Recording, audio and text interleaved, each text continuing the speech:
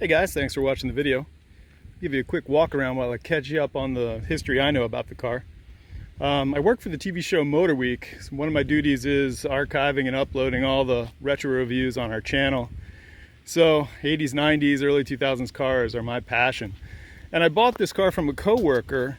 He bought it in 2016 with 116,000 miles on it. Had it for 2 years, decided to start a small family, realized he couldn't keep it, so sold it to me in 2018, and it only had 118,000 on it when I bought it. That was in Maryland. Right off the bat, I did a timing belt, water pump, cam seals, flushed all the fluids, trans fluid, diffs fluid, coolant, brake fluid. I even rebuilt the shifter with all new wave shims, turret oil, inner and outer boots. I mean, I went crazy on the car. It's my fourth Miata, so I really knew what I was doing, so I just did it. At that time also, I did all new brakes, rotors, calipers. Fronts are Stop Tech powder coated. Let me get you back in the light here. Powder coated red, they're not painted. And then I put these 15-inch Koenig hypergrams with 205 Kumos on. They fit perfect, no modifications needed. The car currently right now it's got 138,000 on it, so I've been 20,000 miles with this setup. Not a lick of trouble. I moved to South Carolina a couple years ago and registered it there. I don't know if that's going to show up as a different owner or not, but it's still me. I've owned it since 2018. Had about 126 on it when I moved to South Carolina. And unfortunately, the South Carolina highways have taken their toll on the paint. These roads are falling apart down here, so sometimes you get kind of a rock storm. And it leads to, the car looks great from a distance, even up a close distance. But I mean, there are little stone chips, especially on the hood and such. The front end's taking the brunt of it. You can probably see in the still photos. But here's a brief walk around anyway. There was a tree branch that fell across the front fender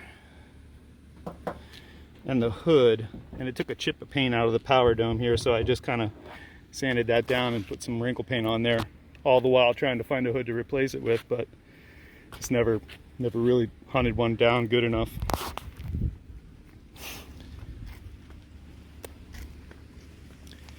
It runs great. It's a 1.6 long nose crank car, and it tacks faster and pulls harder than a couple of 1.8s that I've had.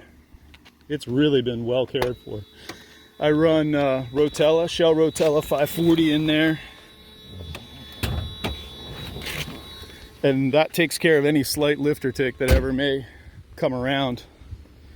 Ever since I started running that, it's been quiet as a sewing machine. I put that old school Racing Beat intake on. It was bone stock when I got it. Painted the cam cover. And this is a C-package car with factory ABS and limited slip, which is pretty rare. Oh, I also put a Flying Miata Stage 2.5 Coney adjustable kit on it. That was brand new at 118 also. There's one of the adjusters for that. That kit came with sway bars, and it came with like a purple anodized shock extension mount in the rear that gave you like an extra inch of travel.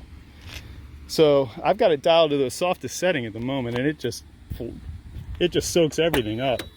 I'm an old guy, so I like to ride smooth, but all you have to do is twist those dials and it gets rock hard. I had it one day at Roebling for a shoot that we were doing for Motor Week, and once our day's activity cleared out, I got to take it out on the track, and it was all grip, completely flat, almost probably too grippy and too flat. I couldn't get it to oversteer at all, and it didn't want to understeer either.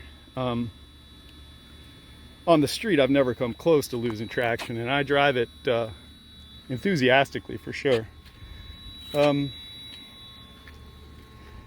I'm going to try later to get somebody to let me borrow a lift so I can get a shot of underneath. As you can see in the pics, It was rock solid when I got it, but I noticed a couple days ago there is a little bit of rust starting to develop down here on the rocker. I hate to think it's internal rust because I flushed the drains, the rain rail drains when I got it, and nothing came out. And it's been garage kept ever since. I'd like more to think, as you can see, these rock chips get pretty nasty. That's one right there. I'd more like to think that it was a hellacious rock chip that knocked everything off and it just started rusting on the surface. But, you know, I'm a dreamer. It shifts and pulls like day one. It is a Pioneer Bodysonic optioned car. I still have that deck. I'll give you pictures of that. The seats still have the transducers in them, and all the connectors for those are intact. If you ever wanted to.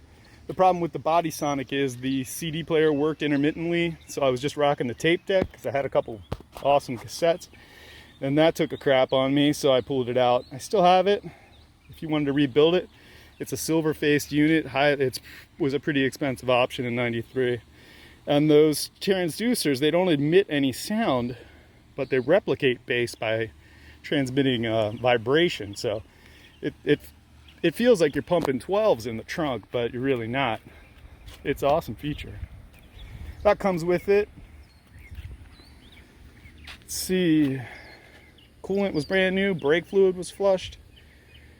It probably could use a flush. I'm going to try to flush that before the end of the auction because it was probably like early 2019 when I flushed that last.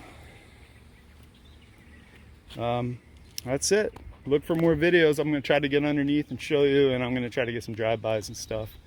And you know, whatever you guys need during the course of the auction, I'd be more than happy to fully detail that however you need. Thanks.